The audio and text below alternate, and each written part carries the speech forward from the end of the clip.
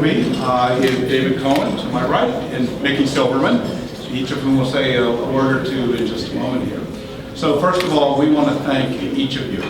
This is a terrific night, and honestly, when this concept was being batted around, we had no idea it would be like this. And so we first want to thank each and every one of you. And importantly, beyond tonight, and the participation and support, each of you have dedicated your careers and your working lives to the EEO Affirmative Action Program under the executive order that we're celebrating today. And if you don't think that's important, Pope Francis thought it was important. Yes, he did. And so... Will he be joining us, Tim? I have a letter of regrets right here. No, I don't. But I do want to acknowledge we've had, in addition to each of your individual participation, we've been very fortunate to have a number of significant support and sponsorship. Northrop Grumman, Boeing, General Dynamics, Lockheed Martin, the silver sponsors, Alina Health, DCI Consulting, Gordon Scott, Jackson Lewis, Paul Hastings, USAA, and also L3 Communications. So those organizations, in addition to the individuals, thank you.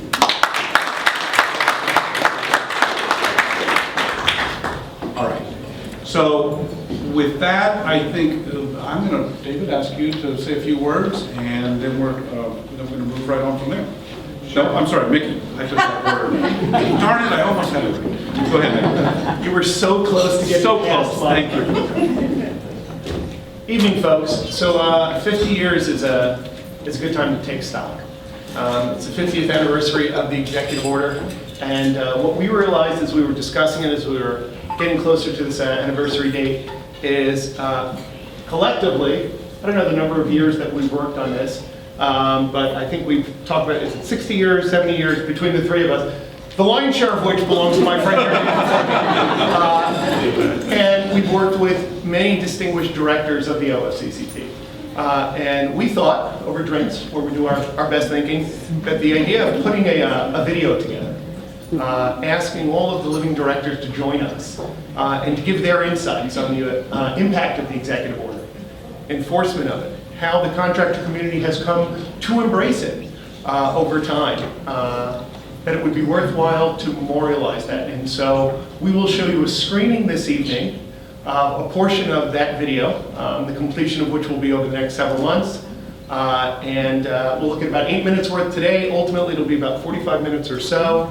And it's a history of the executive order and its impact on corporate America and on society. After we are done completing the video itself, it's going to be donated to the National Civil Rights Museum, and it will become part of the museum's permanent collection, in addition to the detailed historical timeline. I think everyone came in quickly, but there's a wonderful placard outside with the detailed historical timeline of the executive order and the leaders of the OSCCP throughout the time. So if you didn't have a chance to see that before, take a look at that afterwards. But join us for the short portion of the video, and our hope is then that once the video is complete, there may be an opportunity for it to be on public television. Keep a lookout. We'll let you know about that as well, but join us for the first part of it tonight. And with that, now it's your turn. Now it's my turn. All right, so, and I just want to mention something that is near and dear to my heart. One of the things that we wanted to do, through the 50th event was kind of give back to the community. So what we developed is a scholarship foundation, and the idea behind the scholarship foundation is to continue and raise awareness of the significance of Executive Order 11246. And so with that being said, because of you all and your generous donations, we have raised $40,000. Wow. And we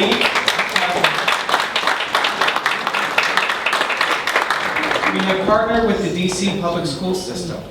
And there's a representative here tonight from DC Public School. And what we're doing as of today, the website just got launched. We're going to be working with DCPS to work with DC Public students, seniors, to write an essay on the significance of Executive Order 11246. We've got a panel of judges that are going to review those essays, And the 4 winners, well, we'll pick 4 winners, and they'll each receive $10,000. Oh, wow.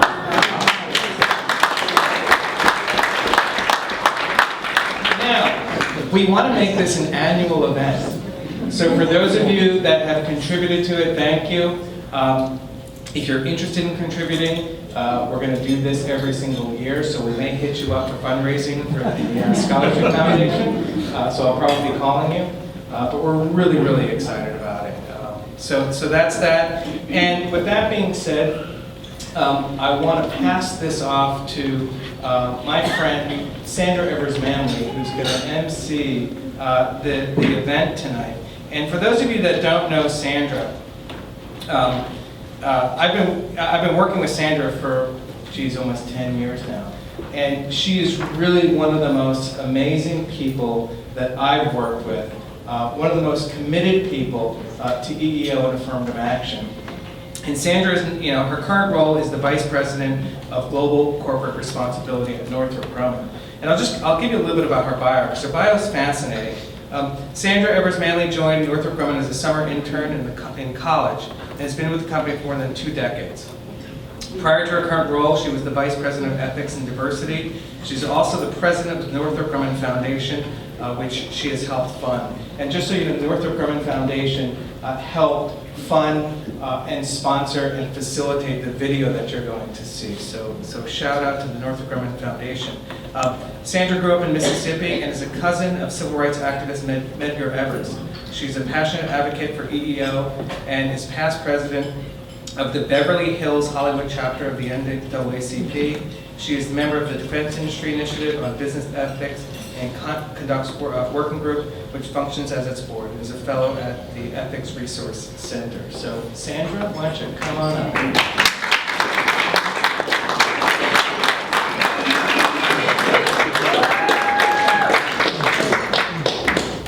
2 decades, David, really? You should have glossed over that. You started when you were 10. Okay. And turned to 10. Child labor violation, statute.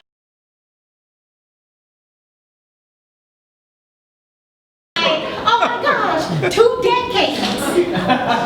It's all right. I'll get you later. Well, good evening, everyone. Good evening, everyone. All right, we're here to celebrate 50 years of equality. And for me, that is so significant. As a child who grew up in the civil rights movement, as someone who lost a cousin on June 12, 1963, who was advocating for justice and equality for all. So for us to pause and take time out to remember the executive order is truly wonderful. So I'd like to just applaud again the OFCCP Institute and their leadership for bringing us all together.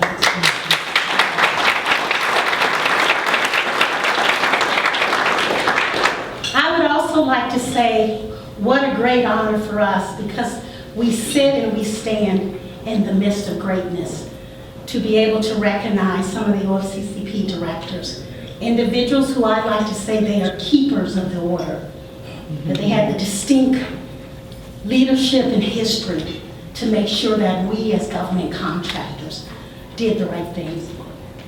And for me, I would just say that's worth celebrating, and it's also worth recognizing the significance of the order. An order that still is needed today. Just think, 50 years ago, and we're still looking at and fighting for equality. And so I think it's so significant that we pause and honor those individuals who were entrusted with the order. But I think it's also important for us to pause as friends and government contractors to just say, what else do we do from where we sit? Where do we lead? Where do we go from here? And so that's what this night is all about. I think the video that you're going to see is quite moving and significant. And I think the fact that the Institute said we want to do it, give this video away to a museum so generations to come can understand this great history. But I will also say that I would be remiss if we didn't take a moment of silence to remember a great civil rights pioneer and giant who recently passed away, Julian Bond. For me, Julian was one of those great pillars in American history. So as we celebrate equality and equity at work, I just ask us if we could just give a moment of silence in honor of Julian.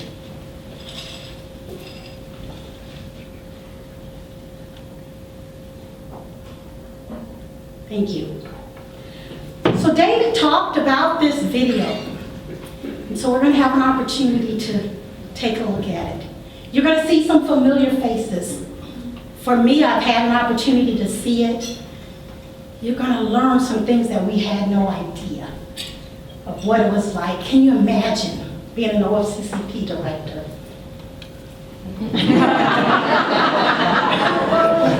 I know there's a lot of stories. So you're going to just get a glimpse of the individuals who have been entrusted with the order. You're going to get a glimpse of history and what great history we have in this country. And it is so important that we don't forget it.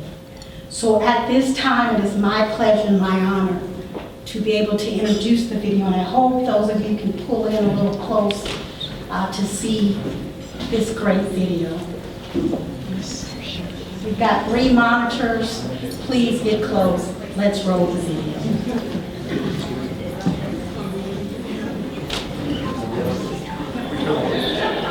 And he's allowed me to go up to the mountain. I think that video is quite powerful. I think for young people, it's much needed. And I think it's for adults to remind us about the hope and to remind us about the light. And so one of the things I think that's great about tonight is that the Institute leadership said, we don't want this to stop. We want to make sure that generations to come will understand the significance of what transpired 50 years ago. And so this video is going to be donated to a museum, and not just any museum.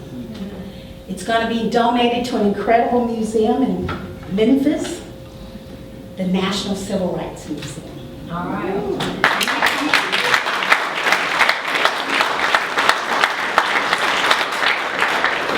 So here today, for us to be able to pass the baton so this history is never forgotten, is the president of the Civil Rights Museum, all the way from Memphis, Tennessee. Please welcome Terry.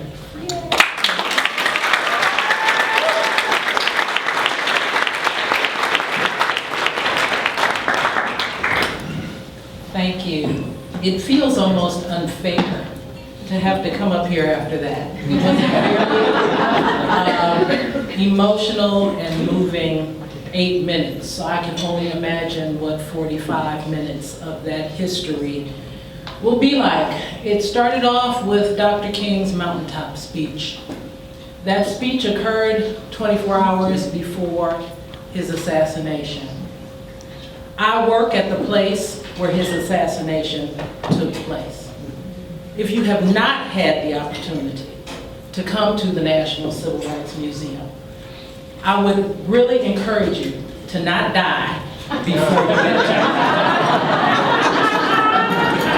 And I say that actually as a transplant from here. I spent over 30 years here in Washington, D.C., working in philanthropy before I had the opportunity to take on the helm of an incredible place that is the National Civil Rights Museum. We are really thrilled to celebrate with you this evening on such a momentous occasion, on the actual 50th anniversary of the Executive Order 11246.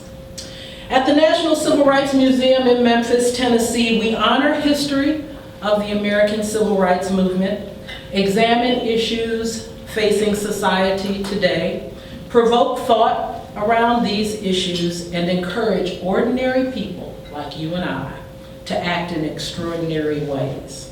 For those of you who may not know, as I said, we are located at the historic Lorraine Motel, the assassination site of Dr. Martin Luther King Jr. We are honored to celebrate the 50th anniversary of the signing of Executive Order 11246, The signing of this order bolstered the Civil Rights Act of 1964 by ensuring equal opportunity for minorities and in federal contractors' recruitment, hiring, training, and other employment practices.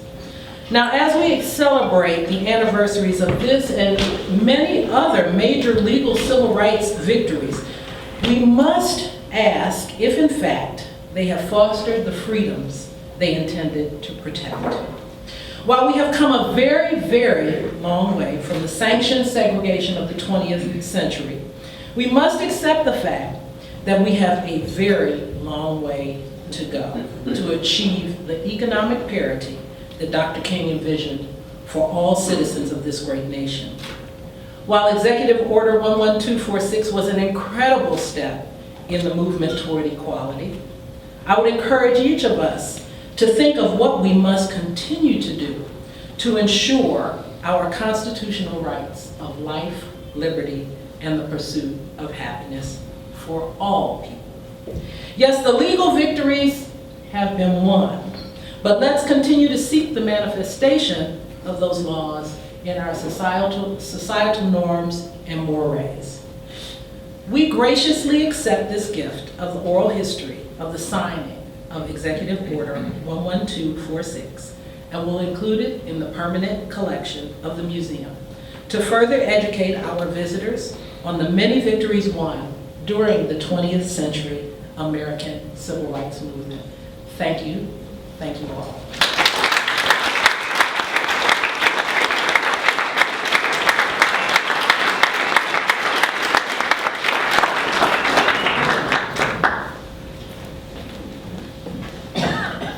Is that powerful or what? Yeah. How many are headed to Memphis? Not gonna leave on the midnight train to Georgia, we're headed up.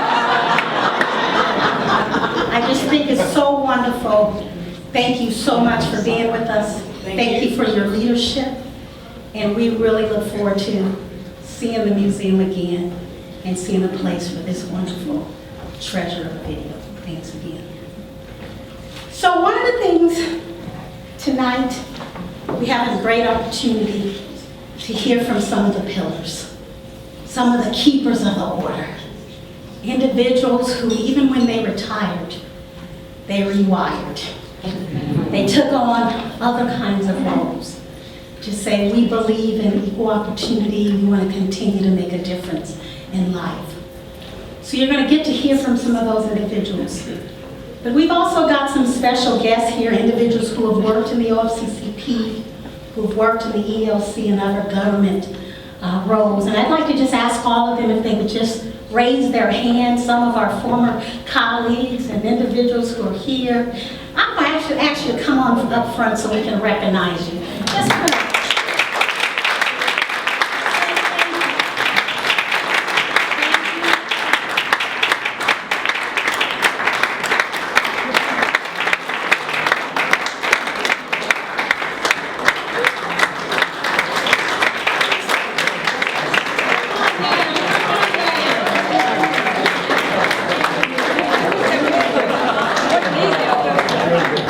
Truly amazing.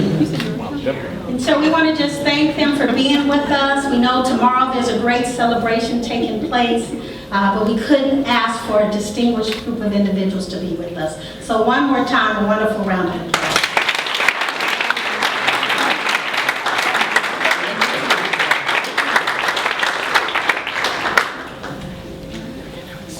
Get the picture? Get back off there.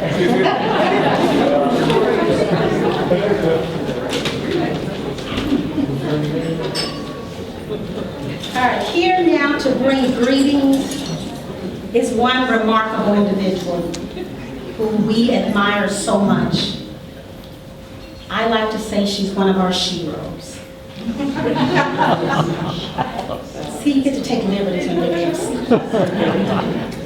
She's the principal at Dominguez and Associates, a firm which provides consulting services on employee relations, diversity, and human resources issues. She is also currently serving as the Senior Vice President and Chief Talent and Diversity Officer at Loma Linda University. Many of us know Carrie Dominguez, not only just as the OFCCP director, but someone who really truly redefined the EEOC. So it is a great honor and a great privilege to welcome the remarkable, the Honorable Carrie Dominguez.